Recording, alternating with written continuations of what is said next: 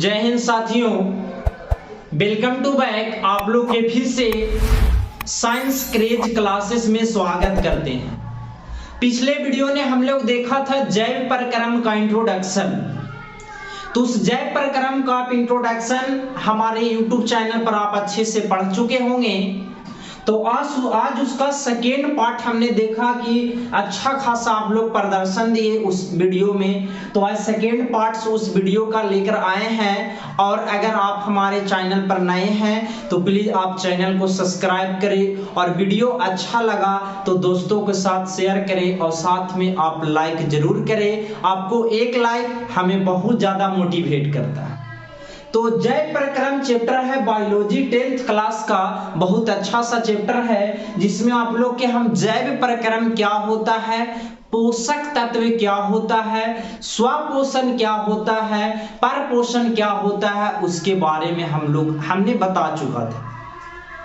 तो आज हम लोग देखें पोषण के प्रकार से।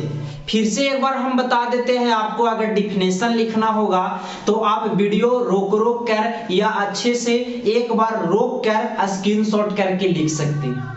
बताए थे भोजन के रूप में पोषक तत्व को, इट मीन्स आप किसी भी खाना को खा रहे हैं और खाना खाकर उसका उपयोग में ला रहे हैं, उसी को हम क्या बोलेंगे, पोषण कहेंगे। भोजन के रूप में पोषक तत्व को ग्रहण कर और उसका उपयोग करना पोषण कहलाता है। बताए थे यह पोषक तत्व 5 होता है। कितना होता है? 5। बताए थे विटामिन, प्रोटीन, वसा, कार्बोहाइड्रेट और खनिज लवण। तो देखते हैं हम लोग पोषण के प्रकार, स्वपोषण और परपोषण। आप लोग के बताए थे ये पोषण का वह विधि जिसमें कोई भी जीव जंतु प्रकाश संश्लेषण अर्थात हुआ प्रकाश संश्लेषण की उपस्थिति में अर्थात हुआ अपना भोजन स्वयं बना ले, उसे हम स्वपोषण कहते हैं, उसे हम ऑटोट्रॉफी कहते हैं। नेक्स्ट आता है परपोषण। पोषण की वह भाग जिसमें कोई भी जीव जंतु अपना भोजन स्वयं न बनाकर किसी अन्य यानी दूसरे जीव पर आश्रित रहता है या निर्भर रहता है, उसे हम परपोषण कहते हैं। तो आपको इस वीडियो से आप इसे रोक कर आप डिफिनेशन लिख सकते हैं। नेक्स्ट हम लोग देखते हैं परपोषण का प्रकार। आपको समझने में दिक्कत ना हो इसलिए हमने साफ साफ लिखा है और आज के वीडियो से आपको ऐसा अनुभव हो जाएगा कि ये भी एक YouTube चैनल है जो बायोलॉजी, साइंस, फिजिक्स, केमिस्ट्री के क्षेत्र में अच्छा कंटेंट जरूर देता है। तो देखिएगा परपोषण 3 प्रकार के, ऐसे कहीं कहीं इसका 4 भी प्रकार देता है, तो प्रकार पर कभी पूछता नहीं है। इसमें से एक डिफिनेशन कभी कभी एग्जाम में आता है। पहला है मृत जीवी पोषण, यानी मृत जीवी पोषण नाम से कुछ ऐसे वर्ड है जो नाम से ही पता चल जाता है। तो कह सकते हैं मृत जीवी पोषण का डिफिनेशन, परपोषण का वह भाग जिसमें कोई भी जीव जंतु किसी सड़े गले मरे हुए जीव जंतु से अपना भोजन प्राप्त कर ले, उसे हम मृत जीवी पोषण कहते हैं। जैसे सब्जियां के जितना भी सड़ता उड़ता है, फल वगैरह सड़ता है, उस पे छोटे छोटे कीड़े मकोड़े लग जाते हैं। और आप नाम सुने गोबर छत्ता, नाम सुनेंगे मशरूम, ये सब एक प्रकार के मृत जीवी पोषण के अंतर्गत आते हैं।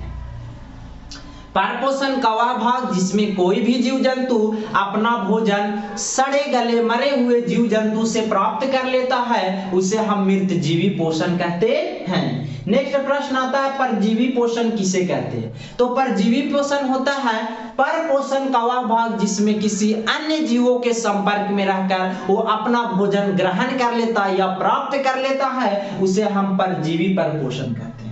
एक बार फिर से, परपोषण का वह भाग जिसमें किसी भी प्रकार के जीव जंतु किसी अन्य जीवों के संपर्क में रहकर अपना भोजन प्राप्त कर लेता है, उसे परजीवी पोषण कहते हैं। बोलिए क्लियर हुआ होगा आप लोग। नेक्स्ट चलते हैं गाइस, हम लोग देखते हैं अगला सा क्या, प्राणी सम परपोषण।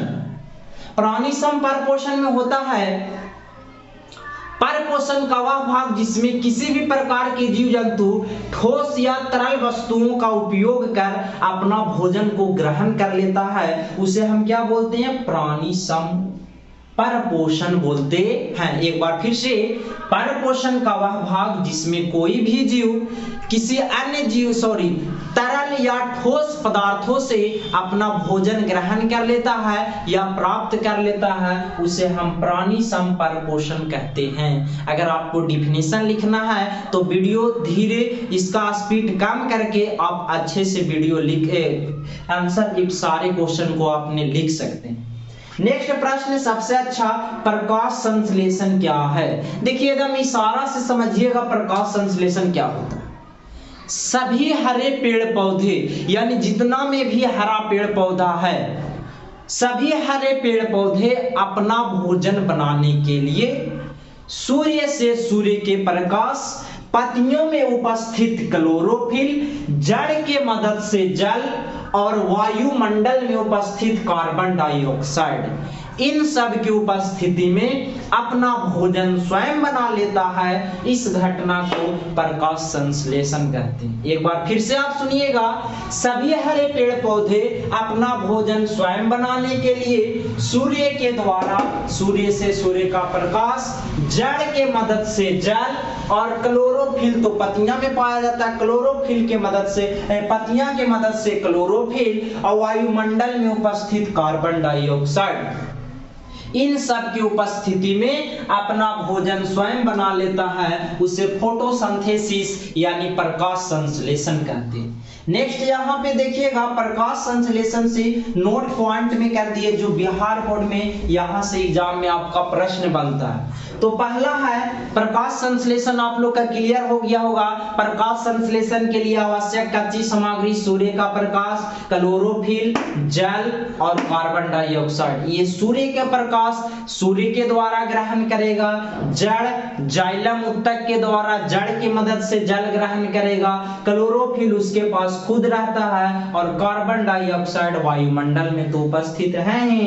तो नेक्स्ट यहाँ पे नोट पॉइंट भी आया है, प्रकाश संश्लेषी अंग किसे कहते हैं? तो अंग आप लोग बताइएगा। अंग हो जाएगा आंसर, अंगक हो जाएगा जिसका नाम है हरित लवक। क्या नाम है? हरित लवक। और अंग कहेगा तो इसका आंसर हो जाएगा पत्तियां। क्या हो जाएगा? पत्तियां। समझ में आया? प्रकाश संश्लेषी अंग किसे कहते हैं? तो पत्तियां हो जाएगा। और अंगक किसे कहते हैं? तो हरित लवक हो जाएगा। आप लोग जानते होंगे पेड़ पौधे के रसोई घर किसे कहते हैं? तो उसको आप आंसर बताते होंगे हरित लवक। क्या बताते होंगे? हरित लवक। नेक्स्ट यहाँ पे तीसरा और चौथा पॉइंट का था, प्रकाश संश्लेषण के दौरान कौन सा गैस उत्पाद के रूप में मुक्त होता है या बाहर जाता है? तो उसका आंसर लगाइएगा ऑक्सीजन। और उपयोग कौन सा गैस करता है? तो उसका आंसर बताइएगा कार्बन डाइऑक्साइड। क्लियर हुआ होगा। नेक्स्ट हम लोग बढ़ते हैं, यहाँ पे एक नजर आप लोग इधर भी गौर कर लीजिएगा, वायुमंडल में उपस्थित गैस। एक प्रश्न इससे 10th क्लास के लिए आता है और सपोर्टेड इस बार भी शायद पूछा हुआ था। देखिए नाइट्रोजन वायुमंडल में कितना प्रतिशत पाया जाता है? तो नाइट्रोजन आप लोग के बता दे 78% है। कितना प्रतिशत? 78%। ऑक्सीजन कितना प्रतिशत है? तो ऑक्सीजन 21%। कार्बन डाइऑक्साइड कितना प्रतिशत है? तो कार्बन डाइऑक्साइड हो गया 0.03%। आर्गन कितना प्रतिशत है? 0.98%। ये वायुमंडल में कुछ उपस्थित गैस है जो आप लोग के हम बताएं, नाइट्रोजन 78%, ऑक्सीजन 21%, कार्बन डाइऑक्साइड 0.03% और आर्गन 0.98%। क्लियर हुआ होगा। अब यहाँ पे देखिएगा तो आप एक यहाँ पे पत्तियां का फिगर बनाए, तो ये कैसे कैसे प्रकाश संश्लेषण की क्रिया में भाग लेता है उसके बारे में। तो यहाँ आप देखे होंगे कि सन छापा हुआ यानी सूर्य छापा हुआ। क्या छापा हुआ?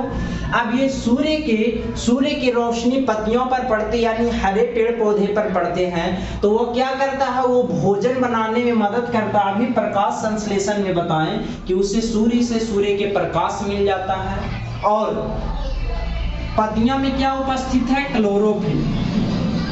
मिट्टी से अवशोषण कर लेता है जल। और ग्लूकोज कहाँ पाया जाता है? पेड़ पौधे के विभिन्न भागों में ग्लूकोज पाया जाता है।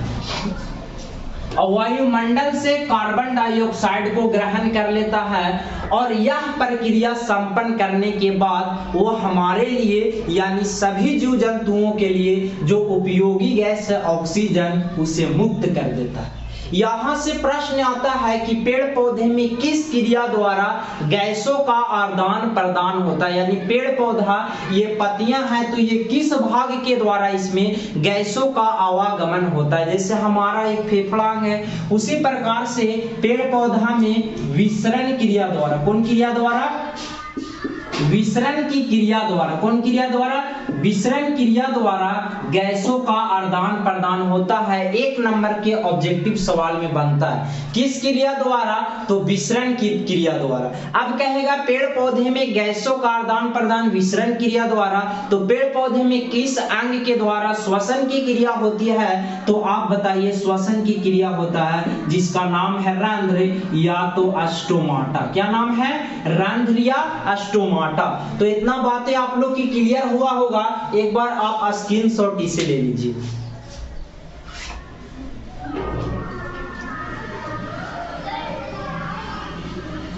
आप लोग स्क्रीनशॉट इसे ले लिए होंगे और हमें पूरा विश्वास है कि इस वीडियो आपको बहुत हेल्पफुल रहेगा।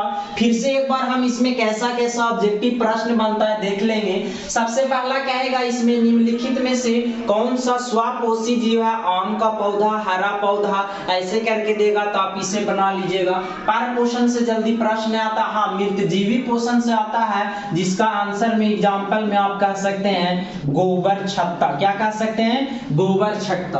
परजीवी पोषण में जैसे बड़ी मछली जो होता है छोटी मछली के खा जाता है साथ साथ में संपर्क में रहकर, और प्राणी संपोषी कुछ ऐसे जीव जंतु है जो ठोस और तरल वस्तुओं को खाकर अपना जीवन यापन कर लेता है। प्रकाश संश्लेषण से सबसे अच्छा प्रश्न, प्रकाश संश्लेषी अंग किसे कहते हैं, तो पत्तियां को। अंगक किसे कहते हैं, तो हरित लवक को। आप साथ साथ हमारे वीडियो में आप बोलिए तब आप सीख पाइएगा। अगर कहें प्रकाश संश्लेषण में उत्पाद के रूप में हमें क्या मिलता है, तो ऑक्सीजन मिलता है। ऐसे तो उत्पाद के रूप में CO2 प्लस H2O प्लस ऊर्जा भी मिलता है, लेकिन यहाँ पे आप ऑक्सीजन जानिए और उपयोग के रूप में क्या ग्रहण करता है, तो वो कार्बन डाइऑक्साइड ग्रहण करता है। नेक्स्ट आता है नाइट्रोजन यानी N2 कितना प्रतिशत, 78%, ये हमारे वायुमंडल में है। ऑक्सीजन क्या प्रतिशत, 21%, और कार्बन डाइऑक्साइड 0.03% और आर्गन 9.8%। तो ये वीडियो आपको कैसा लगा एक बार आप अवश्य हमें कमेंट बॉक्स में बताएं। नेक्स्ट थर्ड पार्ट्स में हम लोग पाचन क्रिया के बारे में पढ़ेंगे कि किसी भी जीव जंतु में कैसे कैसे पाचन की क्रिया संपन्न होती है, वह कैसे पचता है, कैसे अनपच हो जाता है, कैसे क्या होता है, सारे क्रिया नेक्स्ट वीडियो में पढ़ेंगे। नेक्स्ट क्लास में थोड़ा लाइट डिस्टर्ब चल रहा था जिसके कारण 1-2 दिन वीडियो लेट हो गया आने में। लगातार प्रत्येक दिन ऐसे वीडियो आपको मिलता रहेगा। और अगर इस चैनल पर आप नए हैं तो चैनल के एक बार जरूर सब्सक्राइब करें और अपने दोस्तों को साथ शेयर करें। फिर मिलते हैं नेक्स्ट वीडियो में।